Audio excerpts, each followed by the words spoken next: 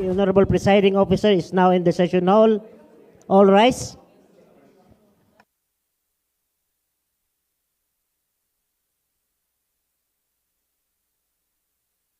Good morning, everyone.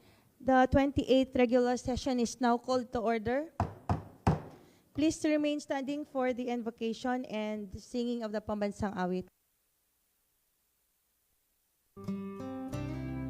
Dear Heavenly Father, we thank you for gathering us all today in this important endeavor. We ask that you bestow your guidance and blessing upon each attendee.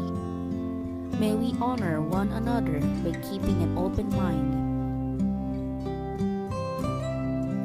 May we voice our truth and listen with an open heart. Bless everyone present today, that each may be able to share his or her contributions and gifts. Grant good health and safety to loved ones left outside this room, and bestow peace and goodwill to all of us. We ask for your wisdom and grace to use our talents for the betterment of others. May the various activities related to this day be a success through your intervention. With gratitude, we offer this prayer in your name. Amen.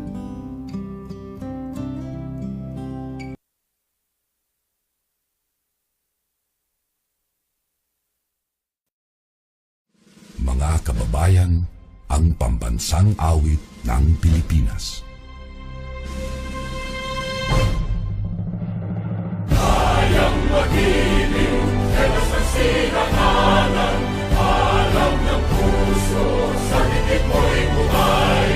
Lupang hinirang, tuyag ka ng magiting, sa manluluping, di ka pasisigil, sa nagatak tutok sa simoy at sa langit mong pagaw, ay hinatang tulad, awit sa pagkayang minamahal, ang isang ng matawad mo'y tagumpay na nagtitindig, ang bituin at araw niya kailan ang may di magtitindig. Luman ang araw ng waragin pagsingkang, buhay langit sa piling mo. Ang hindi kaya ng pagkay mga akin, ang mamatay ng dahil sa'yo. For the panunumpa sa watawat, may we have Honorable Baitus.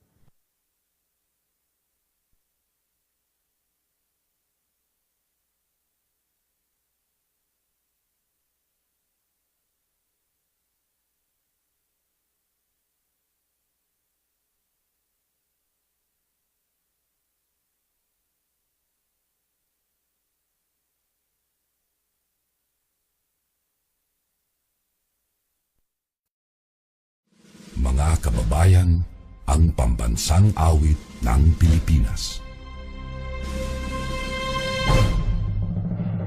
Kayang maging kami anak ng Santino, iba't ibang tribo, pinagalingan di hadlang sa pagtaguyod ng matibay na mamamayan. Mula mundo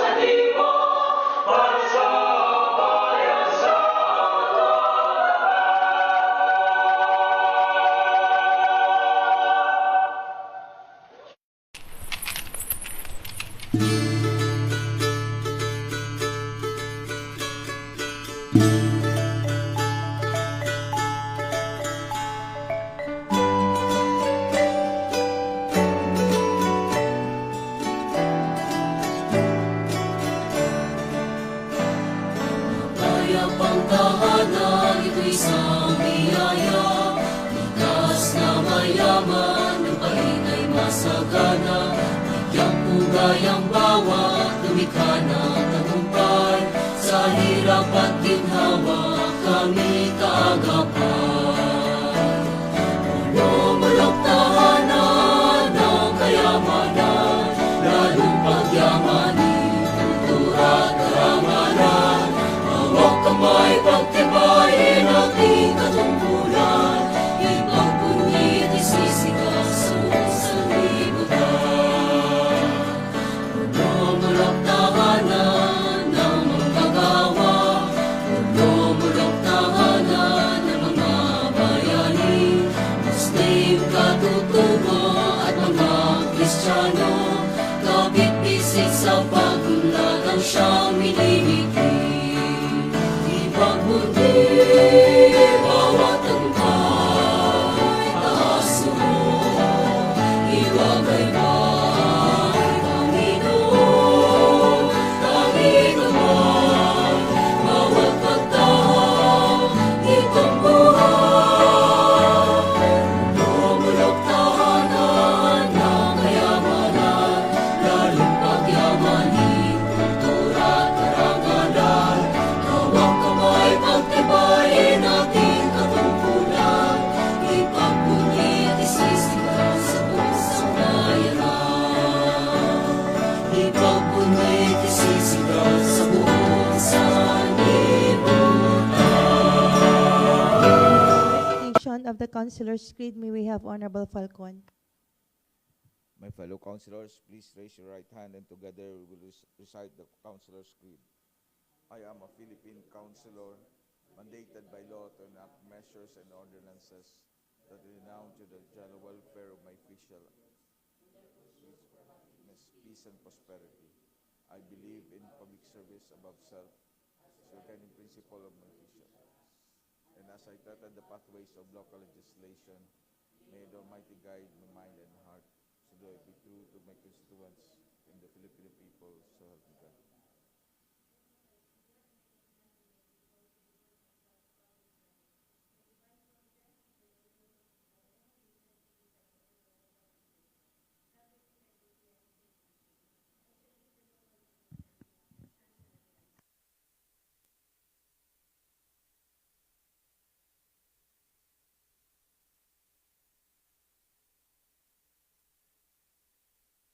Please take your seats, and Secretariat, please call the roll. Absent this morning is Councilor Lumayag, who is on forced leave. Also absent is Councilor Ante and Councilor Costas. So there are 3 members absent, Madam Presiding. With that, we are in quorum, and let's proceed to the order of business. For the reading and consideration of our previous minutes, we have first minutes of the 26th regular session held at the SB Session Hall on February 3, 2026, followed by minutes of the 27th regular session held at the Session Hall on February 10, 2026. Any corrections to the minutes of the 26th and 27th regular session? If none, the same is approved as read. For the privilege hour and question hour this morning, Councilor Falcon will make a manifestation regarding the passing away of one of the barangay officials of Barangay Sulit. Honorable Falcon is recognized. Thank you, Madam Presiding. Good morning to my colleagues and to everyone. I would like to manifest to pass a resolution of condolences to the late Barangay Kagawad Nestor Dalino Kiatson of Barangay Sulit, to show our sincerest condolences.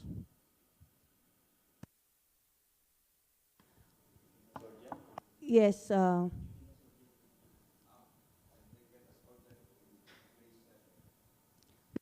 We will consider the same in our order of business later. Madam Honorable Presiding. Orbisido is also recognized. Okay. Good morning, Madam Presiding, and to all my colleagues in this August Hall. This representation is also asking and would like to manifest that the same resolution of condolences be prepared for into this session for our late, for the former mayor of this municipality, the Honorable Mayor Clemente Tobo. Thank you, Madam President. The same is for, under also in our order of business later. And for the first reading and referral of proposed measures of communications, number one, we have a communications from the Office of the Municipal Mayor. And letter A, number one, is a letter addressed to this august body through Honorable Flores Bansuelo Carlos, Municipal Vice Mayor, Presiding Officer. Dear ladies and gentlemen, greetings. In line with the municipality's commitment to strengthen democratic institutions and ensure efficient delivery of electoral services, the LGU of Polomolok, represented by the undersigned, will execute a deed of donation in favor of the COMELEC. This refers to the communication received from the Commission informing the municipality that for a donation to proceed, an express authorization from the Sangguniang Bayan of Polomolok is required. Such authorization through an ordinance or resolution must designate the municipal mayor to execute the deed of donation on behalf of the LGU of Polomolok.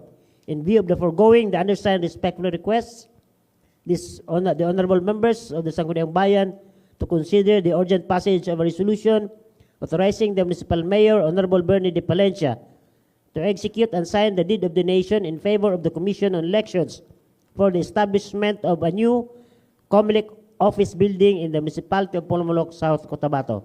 Attached are the pertinent documents for your review and appropriate action. Signed, Bernie de Palencia, Municipal Mayor. The same is urgent. Letter B is also addressed to this august body through the Honorable Vice Mayor and the presiding officer.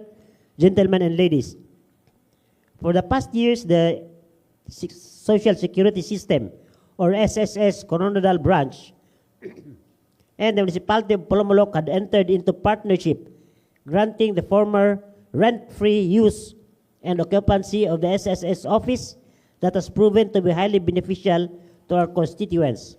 By allowing SSS to maintain an accessible service office within the municipality, thousands of members, including employees, self-employed individuals, and pensioners, have been able to access critical social security services without the burden of traveling to distant offices.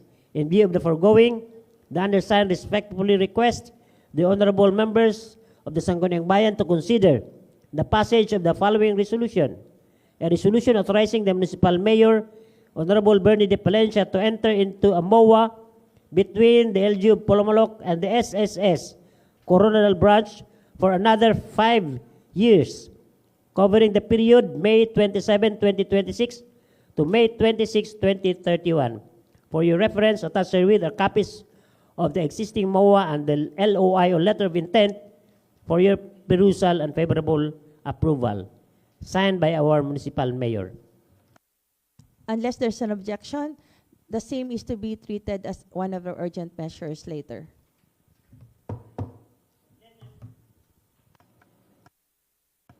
And letter C is also addressed to this august body through the Honorable Vice Mayor and Presiding Officer. Dear ladies and gentlemen, greetings.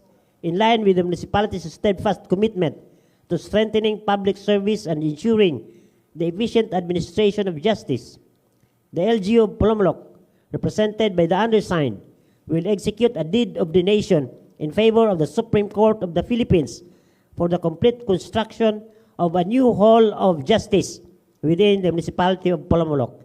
In the proposed deed of donation, the municipality will donate a portion of a parcel of land situated at Barangay Pagalungan. This municipality, with an area of 1,700 square meters, free and clear of all liens and encumbrances, to be utilized exclusively for said purpose. In view of the foregoing, the undersigned respectfully requests the honorable members of the Sangguniang Bayan to consider the passage of resolution authorizing the municipal mayor, Honorable Bernie de Palencia, to negotiate and sign the deed of donation of a parcel of land with an area of 1,700 square meters located at Barangay Pagalungan, this municipality, in favor of the Supreme Court of the Philippines and other documents related thereto. Attached are the pertinent documents for your review and appropriate action, signed by our municipal mayor. Urgent.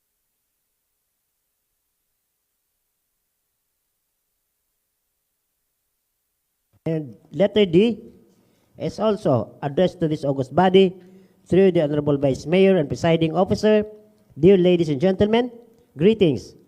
The National Council on Disability Affairs is enhancing its disability data collection through the Department of Health, or DOH, Philippine Registry of Persons with Disability, or PRPWD system, in partnership with the LGUs, Issuance of Persons with Disability Identification. The Council will donate 1 unit desktop computer to the municipality of Polomolok, South Cotabato, in support of the program to collect the data needed. In view of the foregoing, the undersigned respectfully requests the honorable members of the Sangguniang Bayan to consider the urgent passage of a resolution authorizing the municipal mayor, Honorable Bernie de Palencia, to accept and sign the deed of donation from the National Council on Disability Affairs of a 1 unit desktop computer in favor of the municipality of Polomolok, South Cotabato, signed by our municipal mayor. The same is urgent. And number 2 is an ordinance authored by Councilor Amor, institutionalizing the Flomlock Festival as the official local festival of the municipality of Polomolok, to be celebrated annually on September 10, and providing for guidelines on its implementation, funding, accountability, and sustainability thereof. We'll go to the Committee on Tourism. Number 3 and number 4, our fiscal year 2026 General Fund Annual Budget of Barangays Lamcalyaf, Lumakil, Siluay 7. And calendar year 2026 Sangguniang Kabataan Annual Budget of Barangays Lumakil, Poblacion, and Rubber.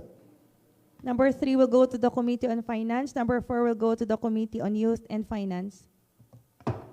And number 5 is Barangay Resolution number 4, Series of 2026 of Barangay Glamang, entitled a resolution respectfully requesting the Honorable Sangguniang Bayan of Polomolok, through Honorable Vice Mayor Jengil Bansuelo, to act on the suspension order issued by COA Region 12 and to determine whether the same may lead to permanent disqualification or removal from office of the incumbent Sangguniang Kabataan Chairperson, Liam Joshua C. Taculad, due to non-liquidation of funds and continuous absences, resulting in the stalling of SK programs and honorarium. We'll go to the Committees on Legal Matters and Youth. Honorable Salada.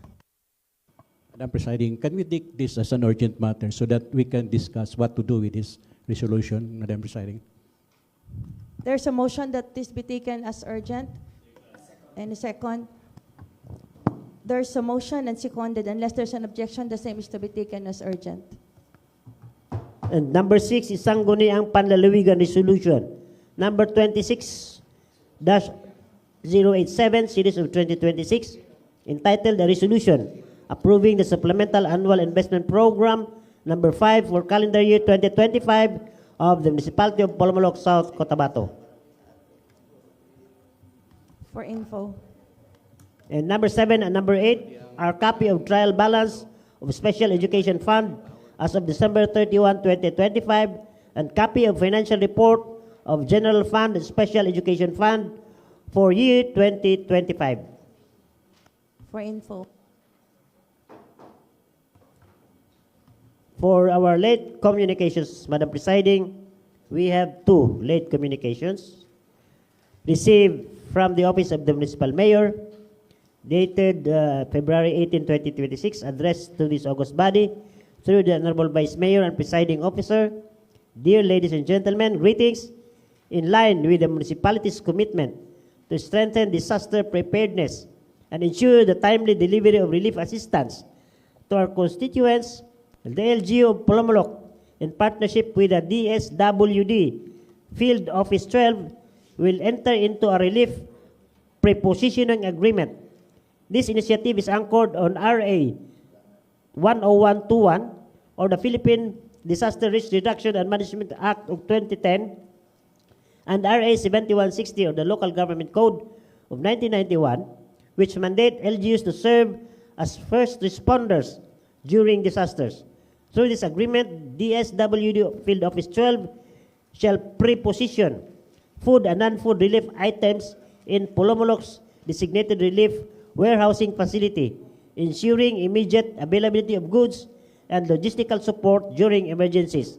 In view of the foregoing, the undersigned respectfully requests the honorable members of the Sangguniang Bayan to consider the urgent passage of a resolution authorizing the municipal mayor, Honorable Bernie de Palencia, to enter into a relief prepositioning agreement with the DSWD Field Office 12 and to sign other related documents necessary for the pre-positioning of food and non-food relief items in the municipality of Polomolok. It's signed by our municipal mayor. This can be taken as urgent.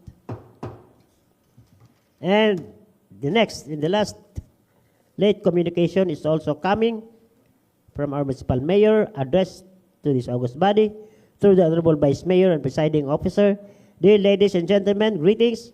Respectfully requesting the honorable members of the Sangguniang Bayan for the urgent passage of a resolution respectfully requesting His Excellency President Ferdinand R. Marcos Jr.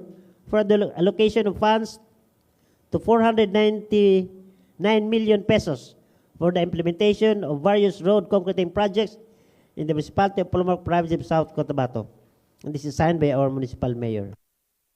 This can be taken as urgent, but there's no attachment as to the pro forma of the resolution.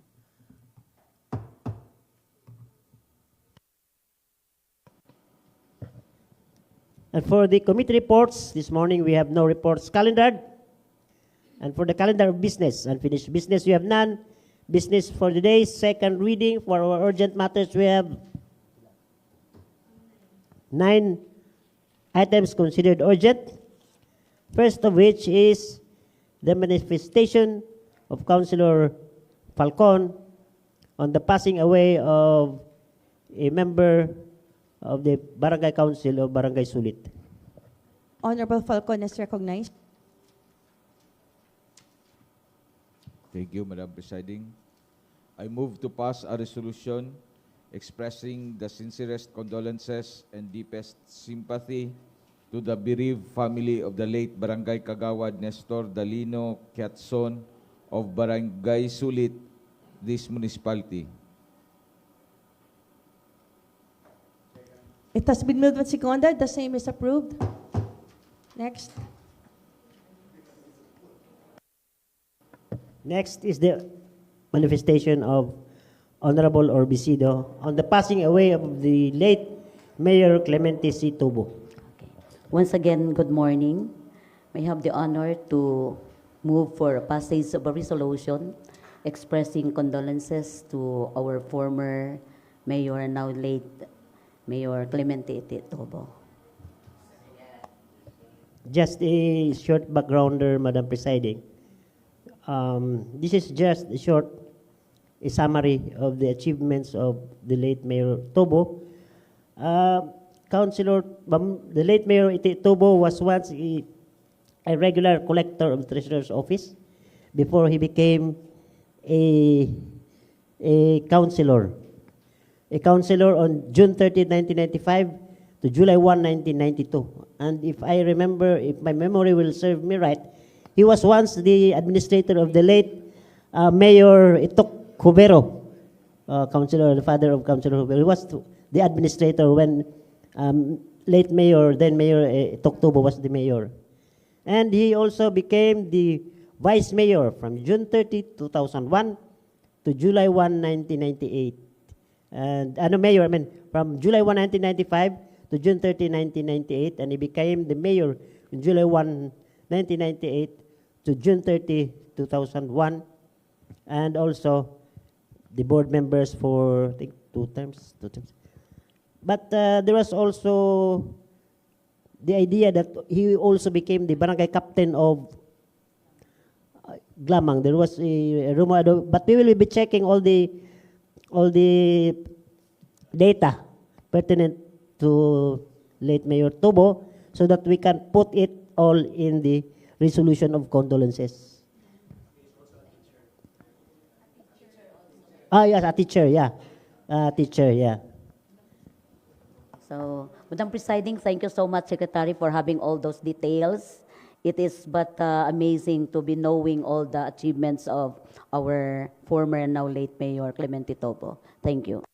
There's a standing motion. So it has been seconded. The same is approved. Next. Next is the request of our municipal mayor to be given the authority to execute and sign the deed of donation in favor of the Commission on Elections for the establishment of a new Comelec office building in the municipality. Any motions? Honorable Javero.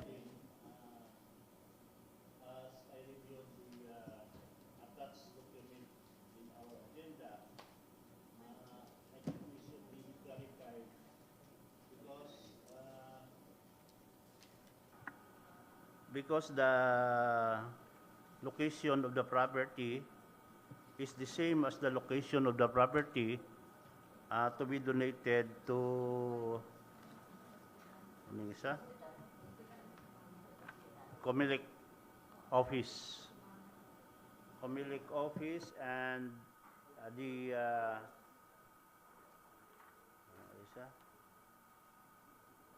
sa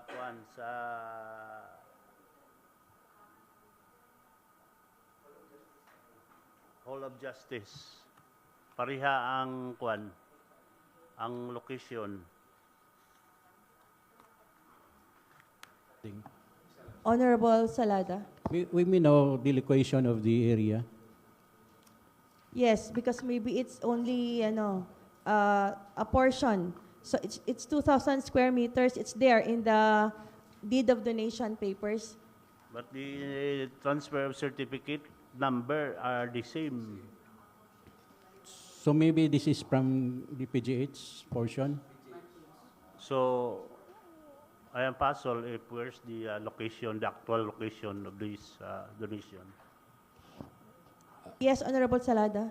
Madam Presiding, the area is intended for a hospital. I don't know if what will happen now because the resolution, the intention of buying that lot is for the hospital. Kung wala bang consequences? We will refer this instead to the Committee on Legal Matters and Land Use. So without any objection, the same is to be referred to the said committees. The next urgent is the request also of our municipal mayor for an authority to enter into a MOA between the municipality of Polomolok and the SSS for another 5-year extension of the occupancy at the SSS office in the municipal gymnasium, covering the period from May 27, 2026 to May 26, 2031, or a period of 5 years. Honorable Salada is recognized.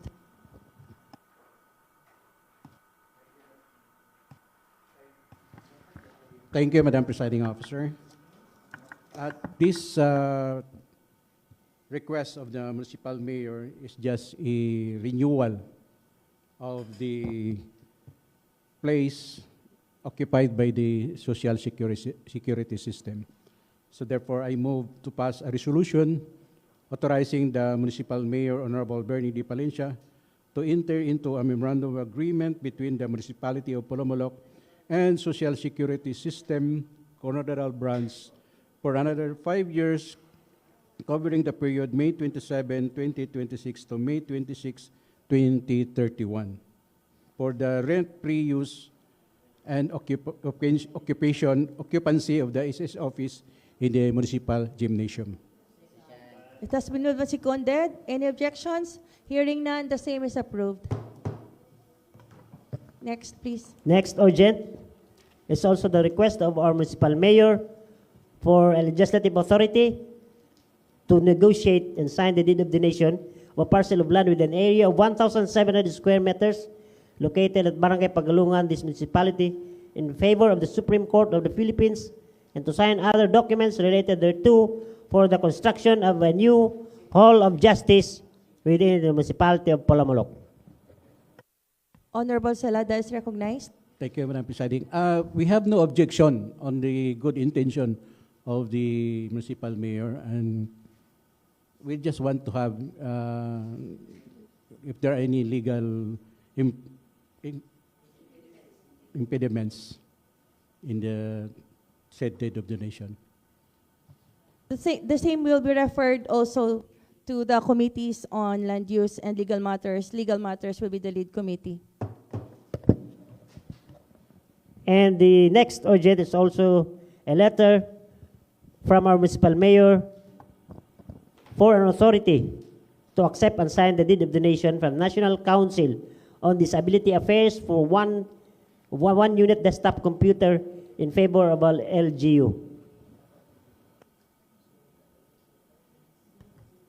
What's the pleasure of the body?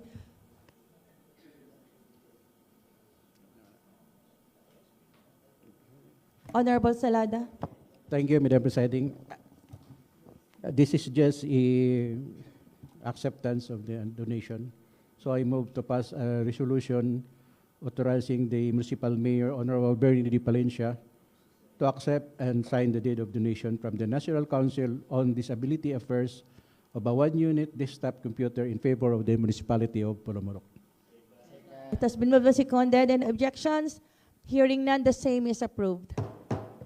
Next. And the next urgent is the barangay resolution number 4 of Series of 2026 of Barangay Glamang, respectfully requesting this august body to act on the suspension order issued by COA, Regional Office 12, and to determine whether the same may lead to permanent disqualification or removal from office of the incumbent Sangguniang Kabataan Chairperson, Liam Joshua Sitakula, due to non-liquidation of funds and continuous absences, resulting in the stalling of SK programs and honorarium.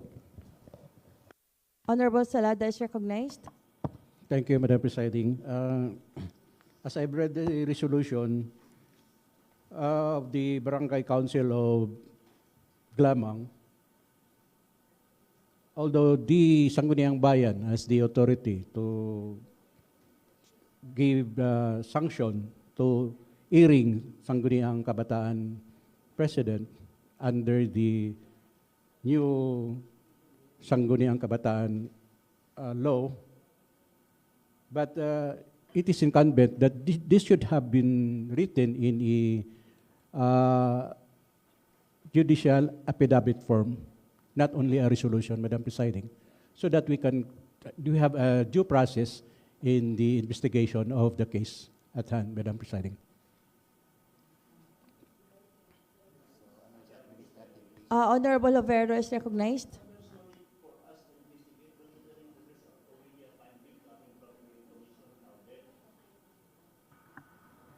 There's no need for us to investigate, considering that this suspension order is coming already to the Commission on Audit.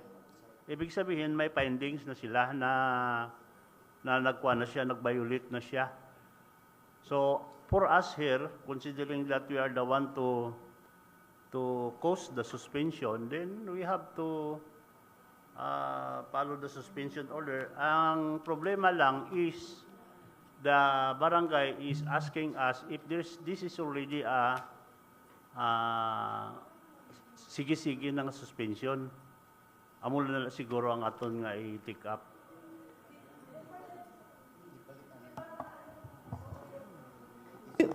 Check. I think we will just refer this to the committees, no, on legal matters, so you could thoroughly study the measure being submitted to us by the Barangay of Glamang. And there's no attachment as to the COA's yes findings. And also, So- it's better for us to call the attention of the Commission on Audit. Yes, so the same is to be referred to the committees on legal matters and barangay affairs. The lead committee is legal matters. SK pa day. SK, and also SK.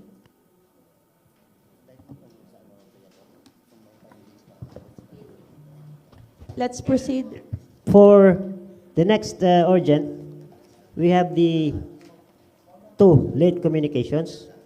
And first is the request also of our municipal mayor to grant him authority to enter into a relief prepositioning agreement with the DSWD Field Office 12 and to sign other related documents necessary for the prepositioning of food and non-food relief items in the municipality. Any motion? This is only our prepositioning. So I think this is safe to, Honorable Javero.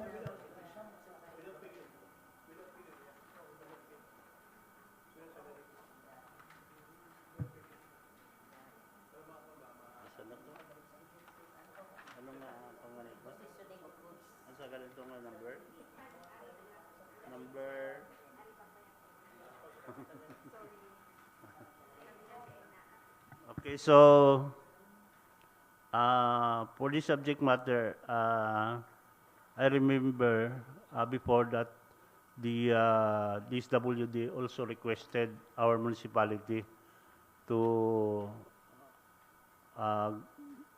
grant him special rooms nga dito ibutang ang mga mga goods.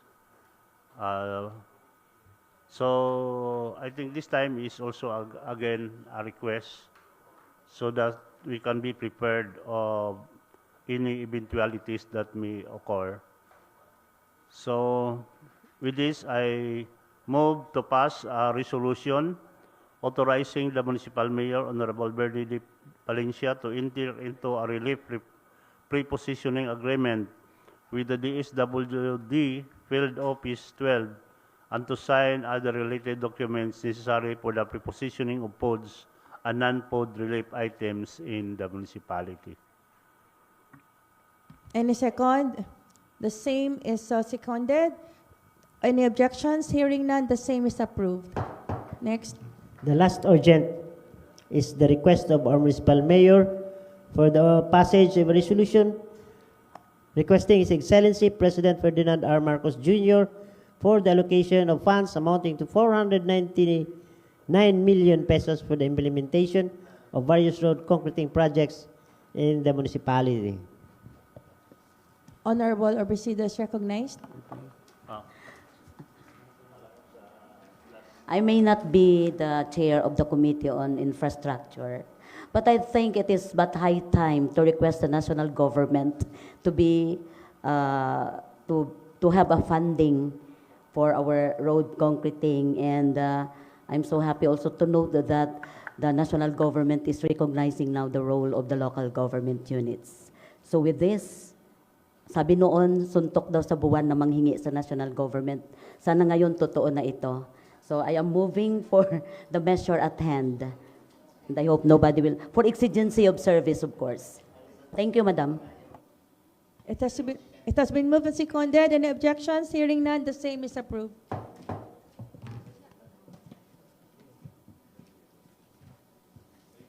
For the scheduled second reading, we have none. Third and final reading, none. Unassigned business, none. Let's go now to the announcement. Announcements. Honorable Octavio.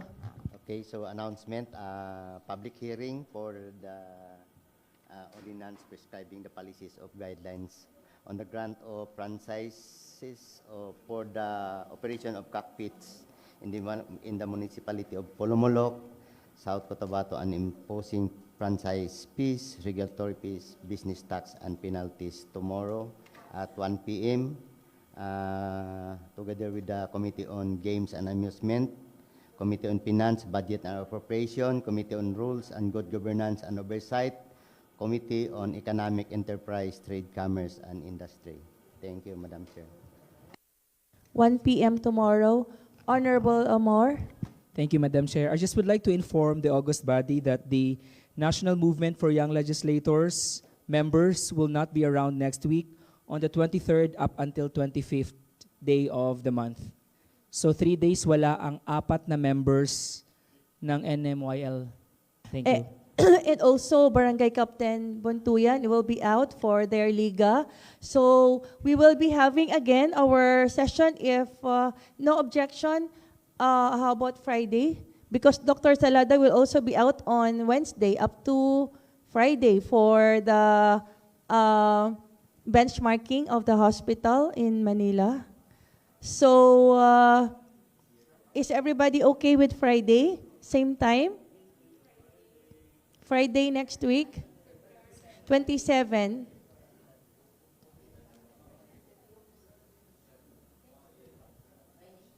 Friday, since Thursday man din ngayon. Oo. Okay lang sa inyo, 9 a.m.? Same time. Okay, so session next week, Friday, same time. Ang magiging absent lang that time si Honorable Bontuyan. Kasi hanggang 28 pa siya. Sayang kasi kung antayin natin din si Doc. Wala. Si Kap. Yes? Okay. Because I do not have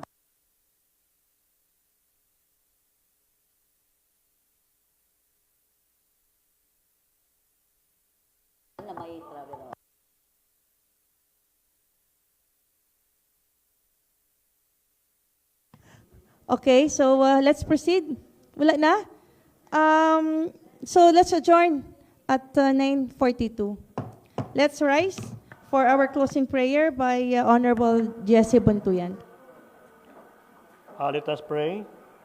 Almighty God, as we conclude this session today, we ask for your guidance and wisdom to continue to lead in our service to the people.